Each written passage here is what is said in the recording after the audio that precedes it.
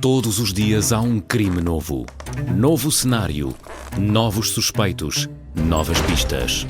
Sudocrime, o novo jogo do Observador. Descubra quem foi com a lógica do Sudoku e faça justiça pela sua cabeça. Na secção Jogos em observador.pt ou na app. E o livro com 100 jogos já em pré-venda. Lopes.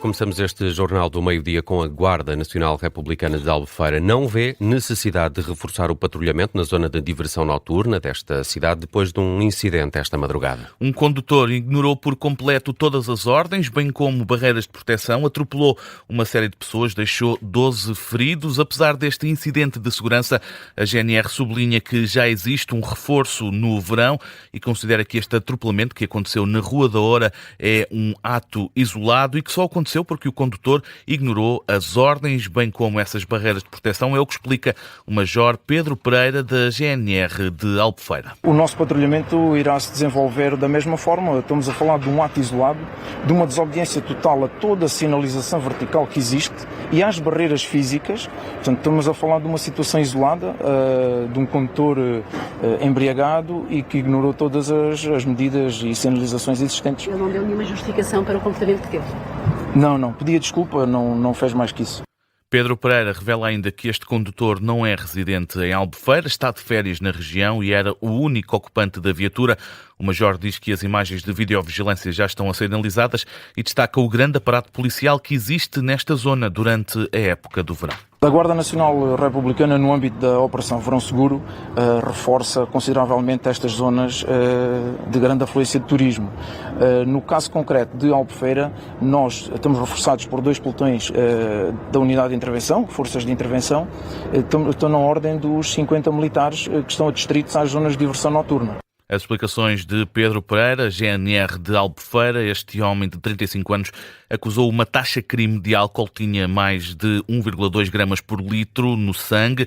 Está agora à guarda das autoridades, atropelou várias pessoas, 12 ficaram feridas, uma está em estado grave. As vítimas são, sobretudo, portuguesas, na faixa etária entre os 20 e os 22 anos de idade.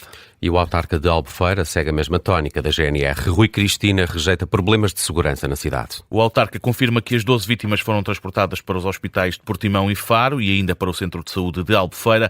O autarca descreve também o que aconteceu esta madrugada por volta das 3 da manhã. Uma viatura transpôs uma zona cujo acesso se encontrava interditado e ultrapassou as barreiras, ou seja, as baias que estavam lá, colocadas no local. Depois, quando chega à Rua da Oura, é interceptado por uma patrulha de 2 agentes que tentaram interceder que o condutor não acedesse à Rua da Oura, mas ele acabou por não respeitar de modo algum, porque estava altamente alcoolizado, por aquilo que nos apercebemos, pela indicação que ele tem, e acaba por atingir aqui várias pessoas na Rua da Oura, não é? As explicações do Presidente da Câmara de Albufeira na Rádio Observador. O Ministro da Administração Interna também já reagiu a este incidente. O Luís Neves garante que as circunstâncias vão ser apuradas pelas autoridades. Em comunicado, o Ministro reforça que o Governo está a acompanhar a situação e a situação das pessoas que ficaram feridas. O Presidente da Câmara de Lisboa volta a defender a presença de mais polícia na Baixa da cidade e lembra o Governo que ainda tem promessas por cumprir. Carlos Moedas discursou hoje em Lisboa, no Dia Municipal do Bombeiro, no mesmo dia em que se assinalam 38 anos desde o grande incêndio do Chiado. No final da cerimónia, aos jornalistas, voltou a abordar o tema da segurança na capital. Carlos Moedas chuta a responsabilidade para o Governo Central e reforça que os focos de insegurança que se sentem na capital só vão ser combatidos se estiverem mais agentes na rua. Segurança. E, portanto, nós temos que atacar esses focos de insegurança. E só há uma maneira: mais polícia. Sem mais polícia não se resolve. E eu digo isto há vários anos. Este governo prometeu-me 200 polícias de segurança pública a mais em Lisboa, ainda não temos nenhum. Prometeu 100 polícias municipais, também ainda não temos nenhum. Portanto, temos aqui uma promessa, esperamos que ela seja cumprida, ou tenho a certeza. Ouça, estou à espera há meses, já falei com o Sr. Ministro da Administração Interna, disse-me que ia avançar, mas continuamos aqui à espera. O autarca de Lisboa lembra ainda o mais recente caso da turista baleada em Lisboa. Para deixar novamente críticas à justiça, diz o Presidente da Câmara de Lisboa não compreender como é que o autor dos disparos continua em liberdade. José Luís Carneiro reagiu às declarações de Hugo Soares, que o comparou a André Ventura. Fala em declarações levianas. Hugo Soares comparou André Ventura a José Luís Carneiro e disse que o líder do PS não está pronto para governar. Em Chaves, José Luís Carneiro respondeu para dar conta desse ping-pong retórico, que foi a expressão que utilizou para abordar as palavras de Hugo Soares. Diz o secretário-geral do PS que Hugo Soares fala como alguém que tem pouca experiência. São declarações levianas de quem se vê que nunca teve experiência executiva. Quem se entretém nesse tipo de ping-pong verdadeiramente não sabe daquilo que o país precisa. Eu tenho pena que o governo que foi escolhido pelos portugueses esteja deslocado daquilo que são as preocupações das pessoas. Eu respondo sempre ao Dr. Luís Montenegro, que é o meu interlocutor principal, que é ele que eu verdadeiramente disputarei a função quando chegarem as eleições. Palavras de José Luís Carneiro, aqui um registro captado pela RTP Notícias em Chaves, numa reação às palavras de Hugo Soares, que comparou José Luís Carneiro a André Ventura. A antiga ministra do Trabalho, do PS, Ana Mendes Godinho, considera que o estudo sobre a segurança social encomendado pelo governo é uma engenharia do medo. Já Luís Filipe Pereira, antigo ministro do PSD, diz que o estudo só foi pedido porque a oposição não permitiu ao Executivo conduzir nenhuma reforma. O relatório analisa a sustentabilidade do sistema de pensões e as propostas para a segurança social. Este documento tem levantado várias questões. O PS já admitiu mesmo chamar a ministra do Trabalho ao Parlamento para esclarecer estas conclusões. Aqui na Rádio Observador, a antiga ministra do Trabalho do PS, Ana Mendes Godinho, defende que este relatório é apenas uma manobra do governo para assustar os contribuintes. Nós não podemos aceitar que se crie toda esta engenharia do medo para, manipulando um número, para meter medo aos portugueses e depois, a partir disto, apresentar soluções como aquela que é apresentada, nomeadamente a da canalização automática de uma parte do salário dos portugueses para fundos de pensões privados. Este relatório o que faz é confundir também, porque faz contas, de fazer de contas juntando duas contas completamente separadas, da Caixa de Apresentações e da Segurança Social. Ana Mendes Godinho, antiga ministra do Trabalho do PS, esta manhã aqui na Rádio Observador, no Explicador, onde esteve também o antigo ministro da Saúde do PSD, Luís Filipe Pereira. O economista considera que a reforma estrutural da Segurança Social é algo urgente devido ao envelhecimento da população. Há necessidade de uma reforma estrutural que, aliás, outros países, nós não somos caso único na Europa, para não dizer no mundo. Esta questão do governo ter encomendado um estudo, que agora diz que só para a próxima legislatura, bom, é evidente que nós temos que enfrentar os problemas.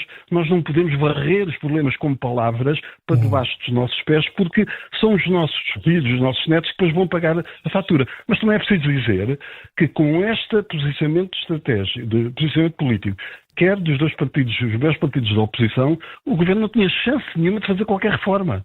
Zero. Já o ministro sombra do Chega para a pasta da Economia, Rui Teixeira Santos, diz que as conclusões do relatório não foram conclusivas. A questão começa logo por termos que perceber qual é a arquitetura da segurança social. E parece que não se percebe no relatório, não evidencia o reconhecimento da arquitetura que nós criamos num modelo que é um compromisso entre um sistema bismarckiano, tipo alemão, e o sistema francês, o sistema inglês mais distributivo. Rui Teixeira Santos, ministro sombra do Chega para a Economia, no Explicador, aqui na Rádio Observador. Em Espanha inicia-se hoje uma ronda de audições aos ministros do governo de Pedro Sánchez, isto por causa da crise migratória de Ceuta. A ministra espanhola da Defesa é a primeira a ser ouvida. Margarita Robles vai prestar esclarecimentos sobre a entrada de quase 70 mil imigrantes na cidade espanhola em apenas alguns dias, numa altura em que milhares continuam nas ruas da cidade. O primeiro-ministro espanhol, Pedro Sánchez, reúne hoje o Conselho de Segurança Nacional para analisar a situação em Ceuta, um encontro que aconteceu esta manhã, quase um mês depois da entrada massiva de migrantes em Ceuta. O governo espanhol decidiu alterar a estratégia de gestão migratória, é o que dá conta esta manhã o jornal El País.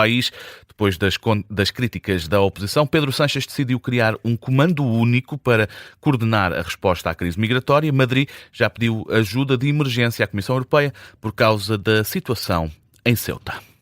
Vamos a outras notícias que também estão em destaque a esta hora, José. O presidente ucraniano agradece ao presidente da República e ao primeiro-ministro português pelas mensagens enviadas no âmbito dos 35 anos da independência da Ucrânia. António José Seguro e Luís Montenegro recorreram às redes sociais para darem os parabéns a Kiev. Agora Zelensky responde, agradece a solidariedade para com o povo ucraniano e pelo firme apoio português. Os Estados Unidos vão enviar de volta os diplomatas que tinham sido retirados das embaixadas do Médio Oriente no início do conflito com o Irão. Notícia avançada pelo New York Times, que cita um documento interno do Departamento de Estado e de funcionários norte-americanos. E o regresso pode acontecer ainda esta semana. E para terminar, há 10 anos, um dos agentes mais antigos do SIS foi apanhado a vender documentos confidenciais a um espião russo. É a história que se pode ouvir no novo Podcast Plus do Observador, A Vida Dupla do Espião Traidor. É o 5º episódio e já está disponível. Frederico Carvalhão Gil foi detido em Roma, mas em interrogatório não admitiu qualquer traição contra Portugal. Garantiu sempre que ele e o russo eram sócios. E estavam a preparar-se para lançar um negócio de azeite. Vamos escutar um pouco. O Ministério Público suspeita de que, já em Ljubljana, o espião do SIS entregou uma pen com fotografias de funcionários das secretas portuguesas ao russo. Carvalhão Gil garante que não.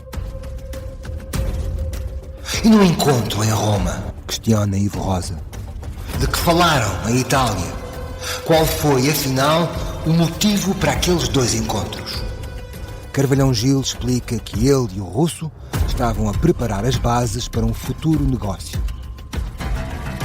E foi por isso que recebeu os 10 mil euros? Questiona o juiz.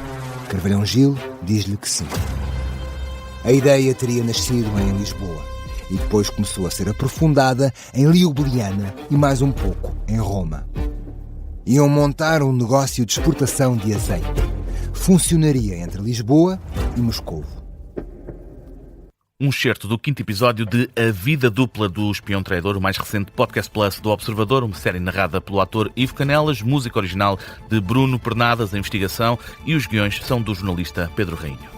E há um novo episódio todas as terças-feiras no site do Observador. Se for assinante do Observador, tem acesso antecipado a todos os episódios deste novo Podcast Plus do Observador.